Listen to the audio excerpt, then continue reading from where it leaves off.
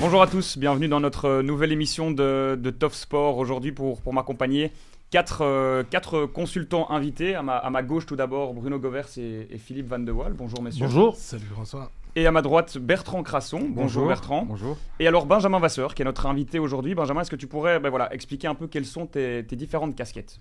Alors, c'est dangereux dans le football quand on parle de différentes casquettes, mais je pense que celles-ci, elles sont saines et bien. Donc, bruxellois de base, donc président des clubs de Bruxelles et administrateur trésorier de la CFF, donc le football amateur francophone.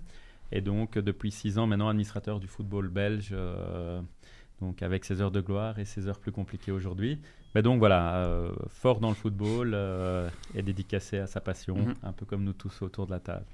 Et on va commencer directement avec l'homme du week-end de chacun de nos consultants invités. Benjamin, je vais te laisser peut-être quelques secondes de réflexion pour que tu décides aussi, toi, ton homme du week-end de cette journée de Pro League. On va commencer avec toi, Bertrand, qui est ton homme du week-end. Je vais choisir peut-être quelque chose d'un peu différent. Moi, je dirais Bertaccini, l'attaquant de Saint-Tron. Voilà, on n'est pas obligé toujours d'être dans les strass et les paillettes, et je trouve que c'est un attaquant intéressant et j'aime beaucoup sa mentalité. Il a un parcours pas évident, donc venant de Liège, donc il a dû se battre, il n'est pas arrivé là par facilité, et donc je trouve que petit à petit il s'impose, il a une bonne mentalité, il a mis 2 buts contre Genk, donc voilà, je trouve que ça pourrait devenir un deuxième Mikotadze peut-être, éventuellement, s'il continue comme ça. Voilà, je lui souhaite de continuer comme ça parce que je crois qu'il a la mentalité d'un gagnant et je trouve que c'était intéressant de lui faire un petit clin d'œil. On passe de l'autre côté de la table. Bruno, qui est ton homme du week-end ? Je vais prendre un attaquant aussi. il m'a piqué Bertaccini, mais je songe à Antoine Colassin. Ouais. Antoine Colassin, c'était un des coming men là, Anderlecht, mais finalement il en a quand même bavé. Il a été trimballé, il a été prêté. Il se retrouve au Berscott maintenant. Il reste fidèle au mauvais blanc, et je suis content pour lui parce que en fait, vous voyez, il n'a peut-être pas eu l'occasion de montrer vraiment toute l'étendue de ses qualités. À un moment donné, je trouvais que Struikens, c'était à peu près kiff-kiff. Et finalement, Struikens, il a eu sa chance, il a vraiment décollé. Et Colassin, peut-être qu'il y arrivera, mais par un chemin détourné. Benjamin, voilà, tu as eu le temps de la réflexion. Qui est toi, ton homme du week-end ? C'est piège, j'ai pas eu le temps de préparer. Mais on a droit au coach ou pas ? On a droit au coach, ouais. Alors, vous allez dire, le Bruxellois, il n'est pas neutre, mais je trouve quand même que l'Union Saint-Gilloise, avoir fini par gagner 2-1, c'est quand même du caractère. Et donc, le coach Poco, je pense que pour le moment, ça fonctionne bien. Et donc, je dirais qu'aujourd'hui, au nom de l'équipe, le coach, le mettre en avant, c'est bien. Et on finit avec toi, Phil, mais maintenant, on va décider avec toi, vu ta grande carrière de gardien, que ce ne sera pas l'homme du week-end pour toi, mais ce sera le gardien du week-end. Qui est ton gardien du week-end, Phil ? Il y avait plusieurs choix, hein. Enfin, tu vas me dire, chaque week-end, il y a plusieurs choix, mais c'est souvent les mêmes qui reviennent. Et j'ai choisi pour ce week-end un que le grand public ne connaît pas trop, c'est le gardien de Courtrai, maintenant, ou plutôt le gardien réserviste, qui est devenu réserviste, et maintenant de nouveau titulaire, Tom van den Berg. Pourquoi j'ai pris ce gars-là ? Évidemment, par ses prestations des dernières semaines avec Courtrai, et aussi ce week-end. Mais aussi, il faut savoir que l'année passée, c'était un des meilleurs gardiens en Belgique. Et tout à coup, il a été évincé de l'équipe. Il s'est retrouvé sur le banc. J'ai même froncé les sourcils en me disant « Mais pourquoi ?» Parce qu'il était top, il était très régulier. Mais après, j'ai vu, évidemment, quand tu vois le nom Patrick Gurnarsson, un Islandais, et quand tu regardes l'entraîneur, Alexandersson, c'est aussi un Islandais. Je dis ça et je ne dis rien. En tout cas, de toute façon, maintenant, Van den Berg est de nouveau dans le but et il est fidèle à lui-même. Il reprend son niveau de l'année passée. Je pense même qu'il est devenu capitaine. Donc, super content pour lui et qu'il continue de la sorte. Avant de décrypter cette journée de Pro League en parlant d'Anderlecht, en parlant du choc wallon et de la victoire de l'Union, on en a un tout petit peu parlé. On va d'abord, avec toi, Benjamin, revenir sur cette fondation Constant Van den Stock. Si je ne dis pas de bêtises, il y a eu le gala samedi au RWDM, c'est ça, c'est bien correct. déjà, est-ce que tu peux nous rappeler quand et comment cette fondation a été fondée? Alors, je ne veux pas non plus refaire toute l'histoire, sinon on pourrait passer de longues journées. Je pense que Bertrand a peut-être connu aussi ces galas Anderlecht de la Fondation Constant de Stock. On ne va plus représenter Constant. Mais donc, l'idée de la Fondation Constant de Stock, c'est par le football, lutter contre le décrochage scolaire. Et donc, M. Van de Stock, Roger, et son épouse Kiki ont longtemps travaillé et œuvré pour monter cette fondation. Et depuis, il n'y avait plus de gala depuis 6 ans. Et depuis quelques années, en vieillissant, en profitant des petits-enfants, etc., donc ça s'use un peu. Et donc, ils recherchaient, on va dire, des repreneurs, mais des repreneurs du flambeau. Donc, on a eu plusieurs discussions et la discussion s'est arrêtée assez naturellement avec mon CEO, David Stegen, qui est un des catchs d'Anderlecht, qui n'était pas sur le terrain, mais qui est un mauve à part entière. Et donc, on a reconstitué un conseil d'administration, notamment avec Michael Verskuren, Mark Rosens, qui a été longtemps aux manettes des compétitions bruxelloises, moi-même et d'autres personnes comme Gio Canini, Chantal Gossens. Et l'idée, en fait, c'est ce qu'on a proposé, c'est de relancer ça en mettant beaucoup l'accent sur l'éducation, la lutte contre le décrochage scolaire et en étant participatif sur Bruxelles. Et donc, on a repris les bonnes habitudes d'un gala avec une vente aux enchères de maillots, avec une vente tombola, un bon repas. Je pense que pour une première édition, on a fait 140 personnes. Donc, il y a eu de l'ambiance, il y a eu des histoires racontées autour de la table, des chouettes personnes. Donc voilà, un projet qui renaît, mais qui est important parce que M. Constant a quand même été un des grands monsieur de notre football qui a construit le football d'aujourd'hui, quelqu'un avec un impact important. Et donc, on voulait honorer sa mémoire et continuer en tout cas à faire vivre le football et d'autres sports bientôt. Donc, pour aider à l'éducation de nos jeunes. Et justement, si tu devais donner l'un ou l'autre exemple concret de ce qui est mis en place par cette fondation? Alors, donc, ce qui va être mis en place, parce qu'on n'a pas encore commencé, on a un peu de retard. Ce n'est pas toujours simple, les années d'élection. Mais donc, en fait, par exemple, le club de Gangsoren ou le club de Brussels Volley, avec l'association Kids and Family, vont mettre en place des écoles de devoirs. Et donc, il y aura des enfants du club qui pourront aller travailler leurs devoirs. Et comme ça, il y aura un certain suivi. Pareil au niveau des Verts, entre le Stade Évreux et la commune, parce que là, c'est le service de prévention qui organise les cours de classe de devoirs. Et donc, c'est pour essayer d'encadrer ces enfants. Parce qu'à Bruxelles, comme dans beaucoup d'autres régions aussi, mais il y a une forte concentration sur Bruxelles, beaucoup d'enfants qui sont un peu laissés tomber aussi par les parents. Et donc, il faut les accompagner pour qu'ils puissent tant réussir à l'école que sur le terrain. Bertrand, toi, en tant qu'ancien Anderlecht, voilà, c'est quoi un peu ton regard sur cette fondation et tout ce que ça peut apporter à ces jeunes? Oui, c'est tout à fait noble, évidemment, comme projet. Je pense que ce qui est très important, je pense, pour un jeune aussi, et le décrochage scolaire, c'est l'entourage. Comme pas seulement pour les jeunes, mais même pour les adultes, c'est l'entourage et c'est l'influence de l'entourage. Donc, si effectivement, il peut y avoir un suivi quotidien après l'école, les devoirs, etc. Et puis aussi un entourage sain. Aussi, c'est ça qui est important. Donc, je ne peux que louer cette initiative de la part de la famille Van de Stock et de tous les collaborateurs, évidemment, qui participent. Donc, voilà, je le répète, l'important pour faire une carrière ou pour se lancer dans la vie, peu importe les choix qu'on fait, je crois que c'est important d'avoir des valeurs. Et ça entre évidemment dans le projet de construction de vie de chaque enfant. Donc, bravo. Tu prendras une table l'année prochaine, alors? Bonsoir. Je prendrai une table l'année prochaine. Oui. Ce qui est dommage, pour ne pas dire honteux, c'est que un gala doit se produire au RWDM, alors que c'est quand même la fondation Constant Van den Stock, c'est quand même Anderlecht qui a mis tout ça en place. Alors cette fondation, au départ, puisque bon, j'ai quand même assisté, pour ainsi dire, à sa naissance, il y avait des bureaux Anderlecht, il y avait Pierre de Smet qui s'en occupait, Yvon Verhoeven. Et quand la nouvelle direction est venue, ils ont été priés de dégager. Tout simplement, dégager. On dégage. Hop, on change le nom du stade, Constant Van den Stock, ça devient le Lottopark. Et eux, ils ont dû trouver refuge chez les Van den Stock, donc à la maison de Roger et de Kiki. Dans le grenier. Dans le grenier, exactement, exactement. Donc à la maison. Alors, chez eux. Ça, je trouve que c'est vraiment lamentable. Et est-ce que ça fait mal, justement, ce genre de... Voilà, toi qui es proche de... Mais disons que je pense que ça a fait plus mal à eux qu'à moi. Moi, en tant que Bruxellois, Je pense que le projet sur Bruxelles, pour les quêtes de Bruxelles, ils ne doivent pas en être responsables. Donc, c'est aussi cette volonté que David Stegen, avec le conseil d'administration, on a voulu, c'est qu'on a repris Conso van der Stok comme un Bruxellois. Parce qu'effectivement, donc, il y a eu, comme souvent dans la reprise d'un club, des difficultés d'entente. Et donc, Anderlecht a fait le choix stratégique de ne plus suivre la fondation. Maintenant, on a été au RWDM parce que c'est un club bruxellois qui a aussi une histoire. Donc, on a quand même Michael Verskuren dans le conseil d'administration.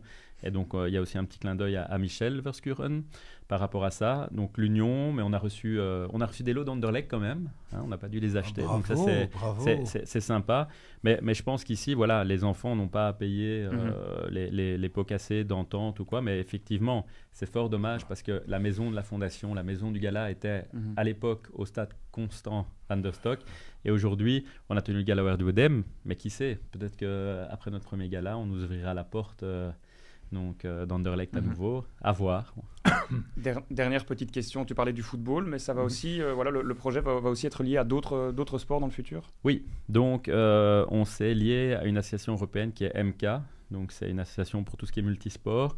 Donc, une des conditions pour se lier à cette ASBL, c'est d'être multisport. Et donc, on va essayer d'aller dans d'autres sports qui sont les sports d'équipe. Donc, basket, on a volley ici avec Brussels Volley.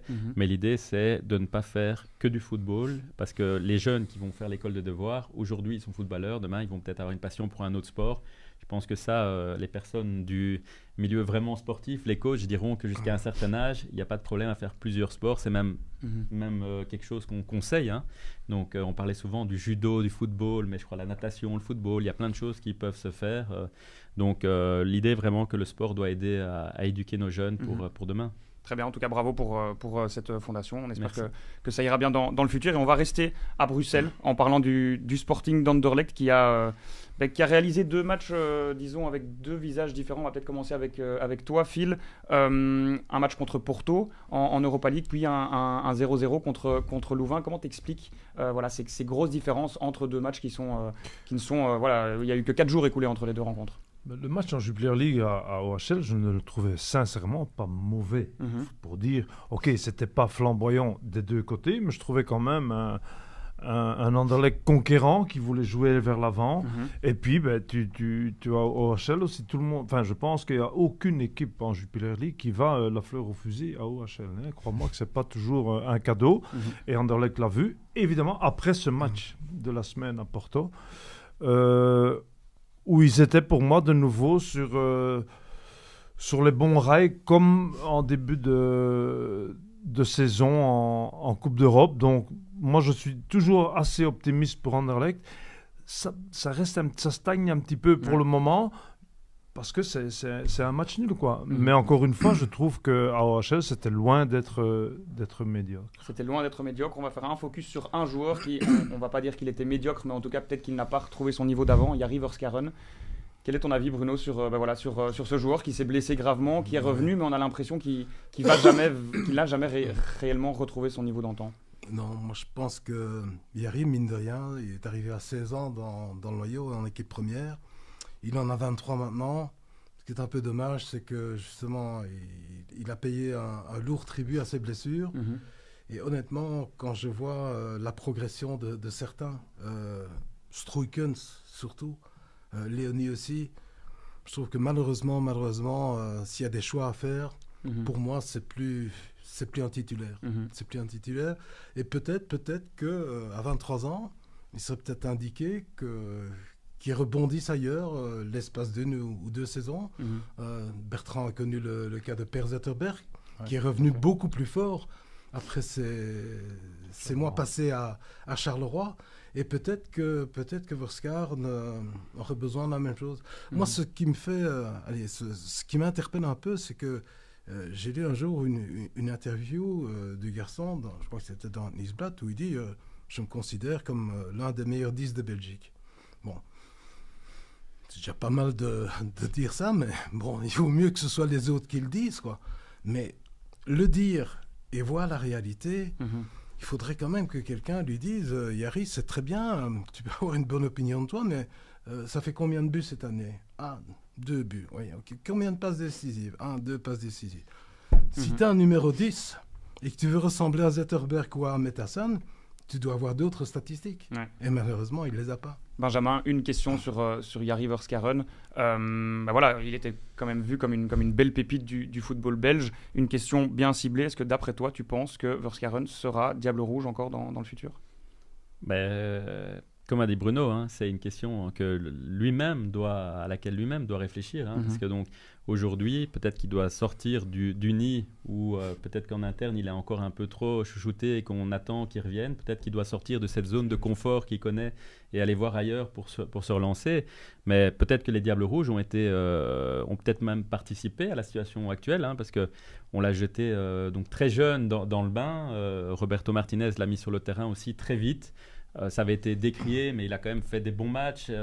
Donc, est-ce qu'on n'a pas un peu tiré sur la corde d'un joueur trop jeune? Parce qu'il y en a qui sont physiquement très matures à 16 ans, d'autres qui sont encore en phase de croissance. Et donc, je pense que peut-être qu'on a attendu trop de lui et qu'à un moment, on en a d'autres. Hein. Je pense à peut-être Pratt, qui n'est pas dans la même situation, mais déjà, on attendait un certain niveau et c'était un espoir, etc. Il y avait Pratt et il y avait Tielemans et il y en a un qui va mieux que l'autre. Ouais. Donc je pense que ce que Bruno dit, c'est se relancer et en tout cas aller sur un tableau blanc dans un nouveau club. Ça peut être quand même quelque chose de bien, peut-être un électrochoc. Bertrand, en tant qu'ancien Anderlechtois, qu'est-ce que tu as pensé de cette semaine? Est-ce que tu as été séduit par ces deux rencontres contre Porto et puis contre Louvain? Disons que contre Porto, j'ai apprécié l'atmosphère et la mentalité. On retrouvait quand même une certaine hargne, une certaine agressivité qu'on se doit d'avoir en Coupe d'Europe, je trouve. Bon, j'ai trouvé Porto un peu décevant, ça je vous le cache pas, pour une équipe quand même du top à l'époque. Porto quand même techniquement et même dans certaines passes ratées, vraiment, il y avait des déchets techniques qui étaient quand même un peu rares quand même quand on parle du football portugais, mais bon, soit. Belle prestation, beau retour au résultat.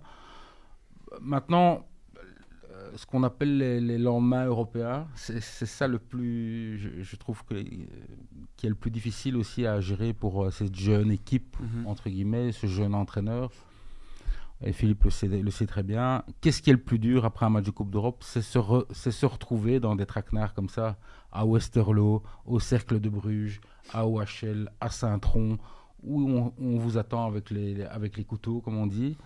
Et il faut pouvoir, si on veut être une équipe du top, c'est-à-dire être champion, faire des prestations européennes, il faut arriver, les joueurs doivent arriver à un niveau de maturité qu'ils n'ont peut-être pas encore, pour pouvoir faire des résultats encore après la Coupe d'Europe. Et donc, et ça, voilà, c'est le lot des grandes équipes. Bon, Bruges y est parvenu en battant Dender. Enfin bon, c'était un match à domicile, on peut dire que c'est peut-être pas la même chose. Mais voilà, Anderlecht, tu as encore des choses à apprendre. Mais j'apprécie vraiment pour l'instant cette nouvelle mentalité, cette nouvelle vague sous David Hubert. Je trouve qu'il fait ça très bien.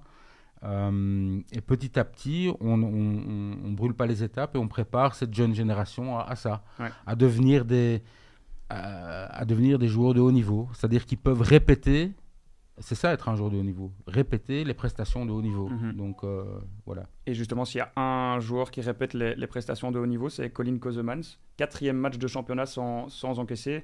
C'est vraiment la révélation côté Anderlechtois. Même question autour de Jari Verskaren, à toi maintenant autour de Colin Kosemans. Est-ce que d'après toi, il va être Diable Rouge dans le futur? Il le mériterait? Je pense encore une fois que c'est important, comme Bertrand dit, étape par étape. Il ne faut pas oublier que Kosemans a été la plupart de sa carrière, il est plus tout jeune, réserviste.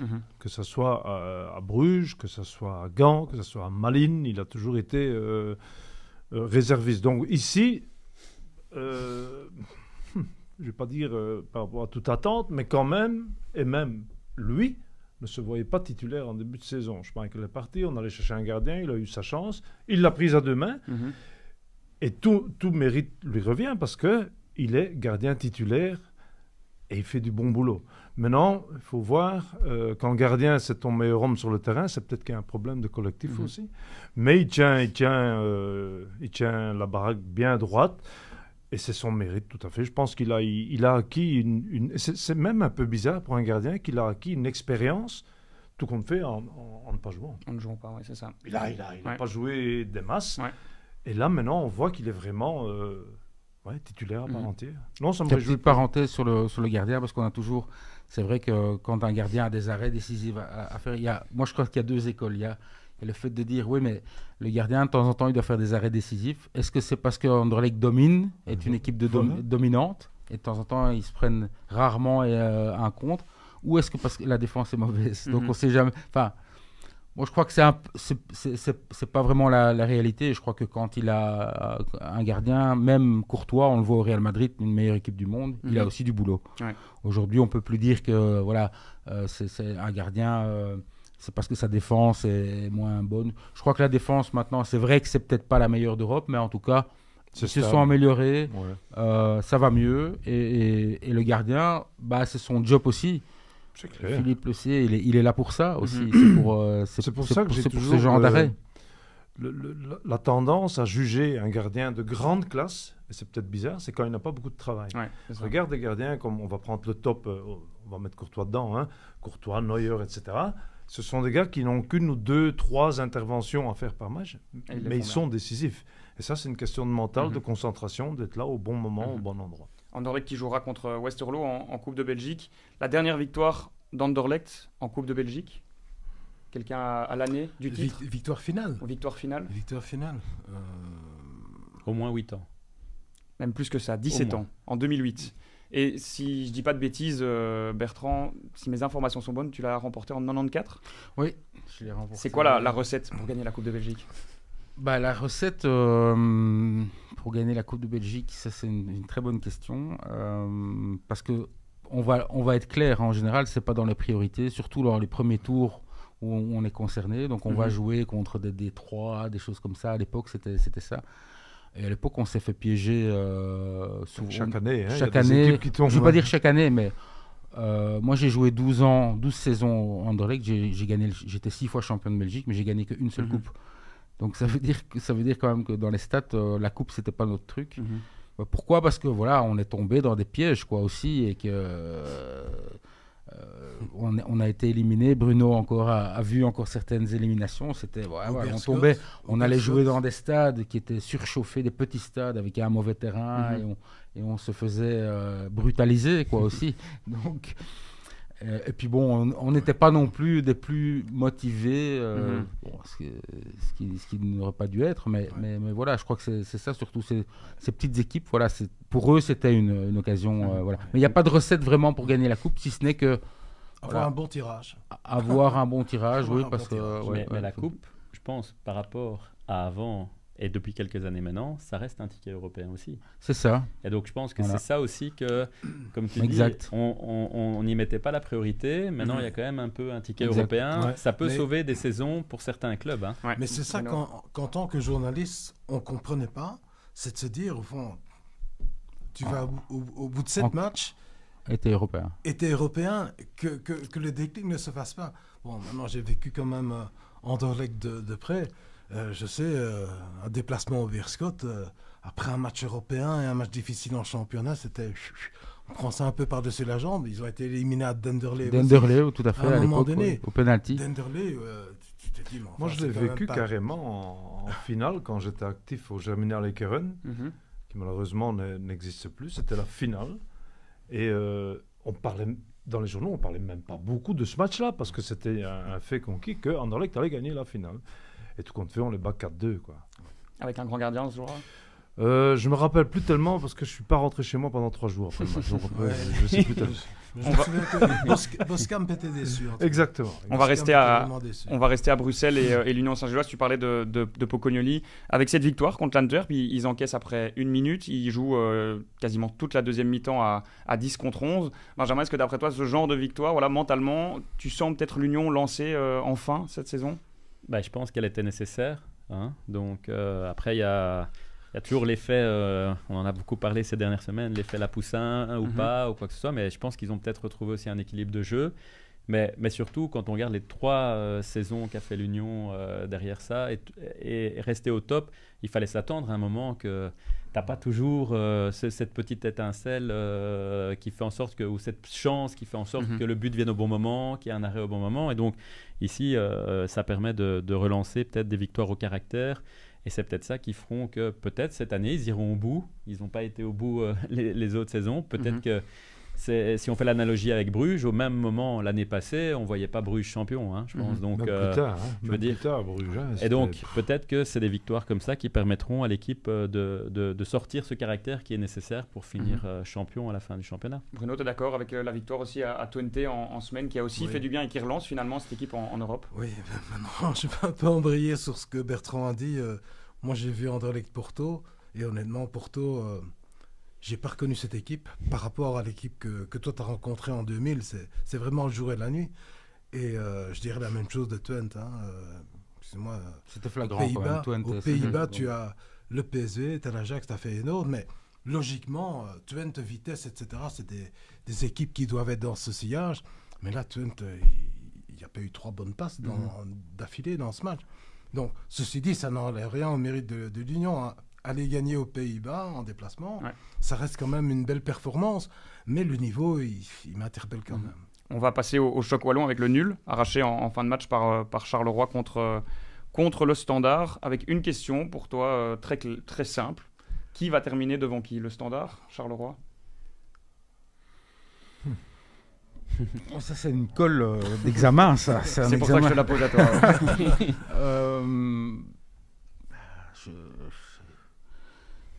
Égalité, ça marche ou pas? Pour pas prendre de risques? Non, mais très difficile à dire. Bon, tous les pronostics, évidemment, avec cette formule de championnat, etc., toute cette accumulation de matchs, c'est difficile à dire, mais bravo en tout cas au Standard et à l'Eco pour le travail qu'il fait. Je trouve que même s'ils ont encaissé en dernière minute, c'est jamais gai. Je trouve que voilà, il a réussi à donner une petite identité à cette équipe, à ce club qui en avait tellement besoin. Maintenant, Charleroi, c'est vrai que c'est un peu bizarre. Rappelez-vous à l'époque Bellocine, où il y avait 18 sur 18. Tout le monde, voilà. Donc, toujours un bon début de saison. Et puis après, une longue et lente descente. Donc voilà, on attend cette réaction. C'est peut-être pas le but à la dernière minute qui va amener ça, mais j'ai l'impression à Charleroi, il y a pas cet engouement vraiment pour la victoire à tout prix, la passion, l'acharnement. J'ai l'impression qu'on se contente de son petit match, de sa petite victoire, sa petite défaite, etc. Et Charleroi est toujours dans le ventre mou chaque année, en fait, quoi. Donc parfois ils sont un peu menacés, ils arrivent. Donc je dirais le Standard devant Charleroi. Ouais. On a parlé de Charleroi, de Standard, de l'Union, d'Anderlecht. On va brièvement avec toi, Benjamin, parler des Diables Rouges, parce que ça reste le gros sujet qui fait parler les supporters. Avec une grande question, on se demande quel sera le futur de Tedesco. Est-ce que tu peux un peu nous éclairer où est-ce qu'on en est finalement dans le entre guillemets dossier Tedesco? Je vais dire, c'est pas que je peux ou ne peux pas répondre, hein, mais donc clairement le bilan de la Nations League, je pense que c'est plutôt sur la manière que sur les points, parce que quand on a eu le tirage au sort de la Nations League, jouer la France et l'Italie, si on regarde ce qu'on a fait, le Final Four en compétition, où finalement on a perdu contre la France et puis on a perdu contre l'Italie, je pense que troisième est une place qui n'est pas une mauvaise place. Ça aurait été bien de faire mieux, mais je pense que c'est sur la manière que ça a heurté les spécialistes du football, ça a heurté les supporters, mais nous-mêmes à la fédération, quand on a l'habitude de gagner plusieurs matchs, on doit réapprendre, on va dire, à être un peu dans le creux, à être un peu dans le trou. Et donc concernant l'avenir de Tedesco, on a remis une structure en place ici, on a fait des changements juillet, août. Vous avez vu le dernier changement avec un directeur technique qui est Vincent Manhart. Je pense qu'il faut un peu analyser, laisser retomber la pression, parce qu'il y a eu beaucoup de pression médiatique, et donc prendre des décisions trop vite, sachant que le prochain match est au mois de mars. Il faut un électrochoc, ça c'est clair, hein, et tout le monde l'attend, que ce soit en interne, des employés jusqu'au conseil d'administration, même les joueurs, parce que je lis la presse comme vous, les joueurs auraient besoin d'un changement ou d'un électrochoc. Je ne suis pas dans le secret des dieux ou dans les petits papiers avec les joueurs, mais Je pense qu'ici, il faut laisser Vincent mettre sa structure en place, faire les analyses et puis en tirer les conclusions. Et donc, le conseil d'administration soutiendra en tout cas le département technique par rapport à ça. Alors, la question, est-ce que Domenico sera ou pas en mars sur le banc? C'est impossible à dire. Je veux dire, aujourd'hui, franchement, j'ai pas la réponse. Il y a tellement d'éléments qui soient contractuels, sportifs et en dehors, et extra-sportifs dans l'entente, par exemple, avec les joueurs, parce que là, on est dans l'extra-sportif. Aujourd'hui, l'extra-sportif prend beaucoup de place comparé à aux époques où le coach, je veux dire, je ne sais pas si on parle de respect, qu'il y a moins de respect, mais en tout cas, c'est différent. On regarde plus au bien-être du joueur parfois que le coach lui laisser le côté directif. Donc, à voir. Franchement, je ne sais pas, mais tout ce que je souhaite, c'est il faut qu'on retrouve cette identité de notre équipe nationale forte. Parce que quand on voit que des titulaires comme Kevin De Bruyne, comme Romelu Lukaku, qu'on lit qu'il manquerait de motivation ou d'autres choses, c'est triste de lire ça. Alors, est-ce que c'est vrai, est-ce que c'est faux? Franchement, j'en sais rien. Je le dis clairement. Mais j'ai envie que chaque supporter et chaque personne retrouve le plaisir et surtout l'envie de soutenir notre équipe nationale qui est quand même... notre fanion de la fédération. Et on va terminer, on va rester dans les entraîneurs, on va terminer avec le trophée Raymond Goethals qui honore le meilleur entraîneur belge, 3 nominés, Vincent Kompany, Nicky Hayem et Timmy Simons. On va juste faire un tour de table et j'aimerais bien juste votre top 3. Premier, deuxième, troisième, on peut commencer avec toi, Phil. Je mets 3 deuxièmes et 2 troisièmes, donc Kompany, Timmy Simons et... Nicky Hayem. Ouais, quand tu es champion, automatiquement, tu es dans le top 3. C'est un peu le truc. Je trouve un peu bizarre que, ou bien tu fais les Belges à l'étranger aussi, mais que tu mets Kompany dans la Jupiler League avec ses entraîneurs. Je sais pas, mais je mets quand même Kompany. Kompany en... Ouais, Bruno. Je mettrais Kompany aussi, parce que, je veux dire, quitter l'Angleterre et se retrouver directement au Bayern comme ça, sans étape intermédiaire, c'était quand même une surprise. Et bon, c'est une belle surprise, puisque en championnat, ça marche vraiment le tonnerre. Bon, en Ligue des Champions, peut-être un peu moins, il y a eu quelques points perdus. Mais je trouve que réaliser ça à 36 ans, dans un club historique qu'on surnomme FC Hollywood, c'est quand même et pas mal. être populaire aussi, Oui, c'est ça. Il est super bien accepté. Absolument. Donc c'est une performance. Bertrand. Oui, Vincent, Kompany en tête, je crois que c'est vrai. Et puis Nicky Hayem pour son titre de champion et Timmy Simons aussi qui fait du bon travail. On a de bons entraîneurs belges, je pense, qui travaillent bien.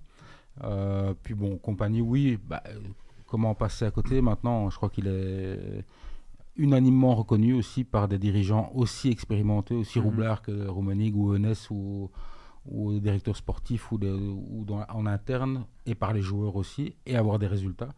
Donc j'ai vu, je crois récemment, une déclaration, je sais plus, qui disait que ça faisait longtemps on retrouvait le Bayern, machine, rouleau compresseur, etc.